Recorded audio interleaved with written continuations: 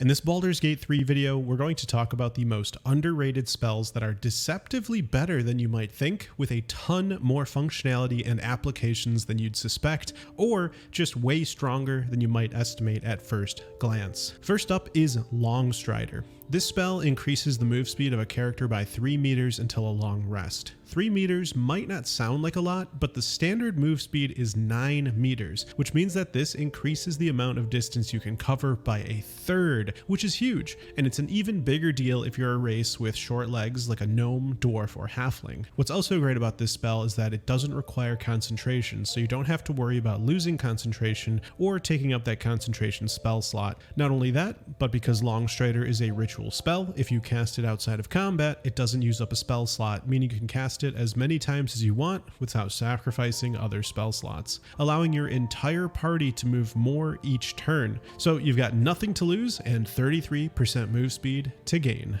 Number 2, we have Magic Missile. Magic Missile is a damaging spell that fires off 3 missiles, and each missile can be sent at 3 different targets, or all 3 on the same target if you want. This spell is extremely flexible, for one, because you can use it to finish off one monster without overkilling it if it has low health, and send the remaining 2 missiles to other targets. You can also upcast this spell to increase the missile count. And second, Magic Missile always hits your target, whether it needs to fly up or down, left or right. Whether you're disadvantaged or blind, Magic Missile always lands. And third, Magic Missile can turn corners and bend around obstacles to reach enemies. That means you don't even need to have line of sight on the target to cast Magic Missile and hit them. And fourth, and most importantly, each missile will trigger a concentration saving throw on the target, so it's excellent at interrupting enemy spells that require concentration. These spells are usually really powerful too, making Magic Missile a real lifesaver, especially since you can send all your missiles at that one single target, almost guaranteeing that you break their concentration. Alright, next up at number 3 is Disguise Self. This spell allows you to magically change all aspects of your appearance. This spell is powerful for a couple of reasons. One, it allows you to disguise yourself and then steal, pickpocket, and perform other criminal acts, and when you've had your fill, you can end your disguise and your character's reputation isn't hurt because you were disguised. Your reputation is important because if you do enough criminal acts, guards will turn hostile towards you. They'll throw you in jail, or depending on your dialogue choices, it will turn into a battle that might be difficult to win. Second, if you do end up slaying a humanoid that you want to use Speak Dead on, they won't talk to the person who killed them, but if you turn off your disguise and use Speak with the Dead, you'll have better results, and vice versa. Third, Disguise Self can also give you different dialogue options. Like in our race picking video, if you're a drow, you have different dialogue options than a non-drow. The same goes for other races too, depending on the circumstances. So Disguise Self can give you more options than you would have otherwise when it comes to dialogue. Fourth, you can actually use Disguise Self to change your race to unlock weapon bonuses. For example, you might find a weapon that only gives you a certain bonus if you are Githyanki. Using Disguise Self to turn into a Githyanki will unlock that item's bonus power for you. And then fifth, if you're a party of medium-sized characters, Disguise Self can change you to a small-sized character, and that will allow you to creep through small holes or tunnels that would otherwise be inaccessible. And what's amazing about Disguise Self is that it's also a ritual spell that does not use up a spell slot when you use it outside of combat, and lasts until long rest. So this is really such a useful spell that can be used in a massive number of scenarios, so definitely very underrated. Next up at number 4 is Command. Command is one of the strongest and most flexible spells in the game, and it's a level 1 spell. Command can be used to make a creature flee, move closer, freeze, drop to the ground, or drop their weapon. Of course, this is incredibly powerful to make a creature drop their weapon. Many players use this on Commander Zelk when escaping the Nautiloid to get his flaming greatsword called the Everburn Blade, which is really strong for how early you can get it, but that's not the only use case. You can create a dangerous patch of ground through Alchemist's Fire, Spike Growth, Hunger of Hadar, Glyph of Warding, and so on, and then use Command Approach to force your enemy to step right into this hazardous area. That's just another use case. There's plenty more besides these two.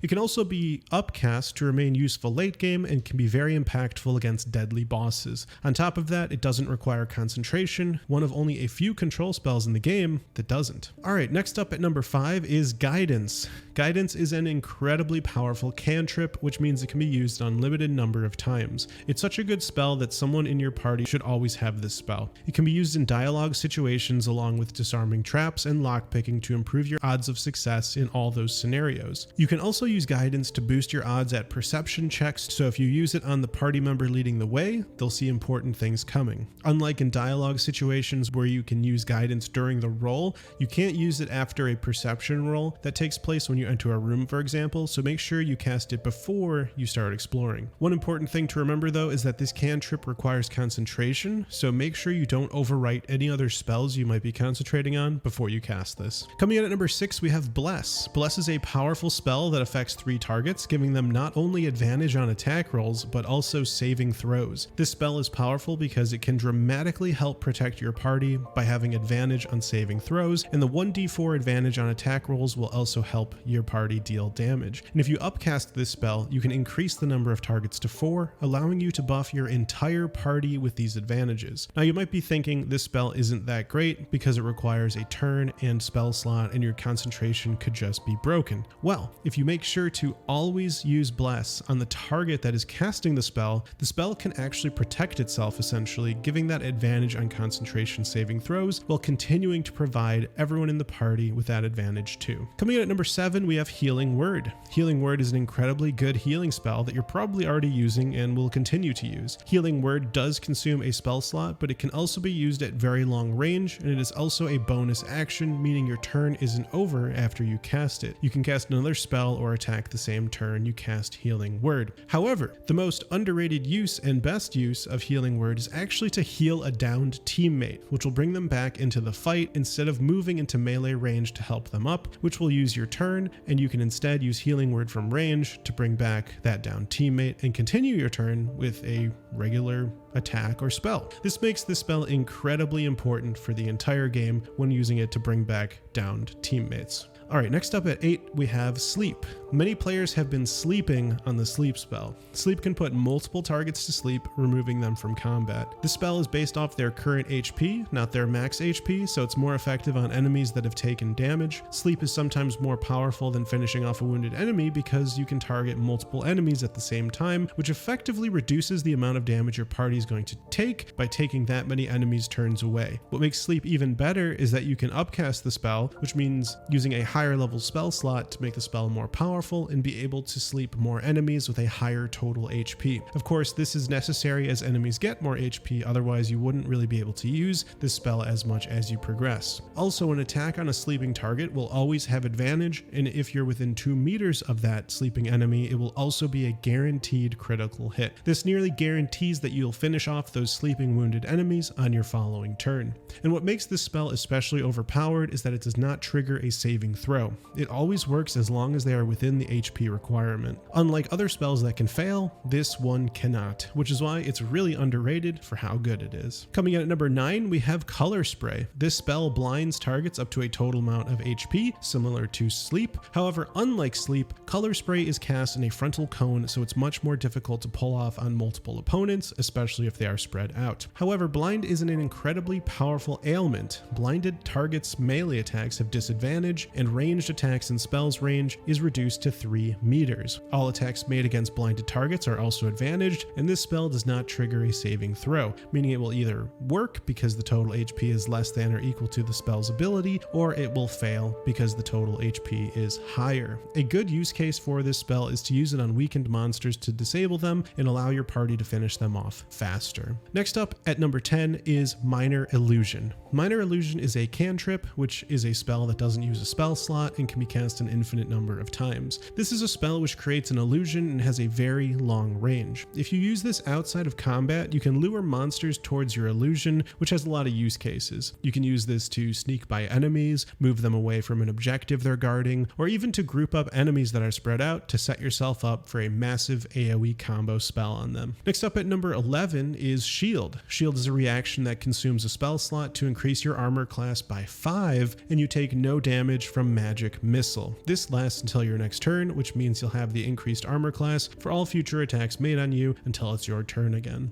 This can be especially useful to keep your casters alive, but also incredibly helpful for your frontline paladin or bard if they decide to multi-class. And next up at number 12, we have Sanctuary. This is an incredibly powerful spell spell that allows you to go almost entirely invulnerable, being unable to be targeted by spells or attacks until you attack or harm another creature. However, you can still take damage from area of effect spells and attacks. What's really powerful about Sanctuary is that it uses a bonus action, so you can still take your turn, whether it's casting a spell or attacking, and then end your turn by casting Sanctuary on yourself. So it's really powerful to be able to do your abilities and then sort of go back into hiding by casting Sanctuary, going nearly invulnerable.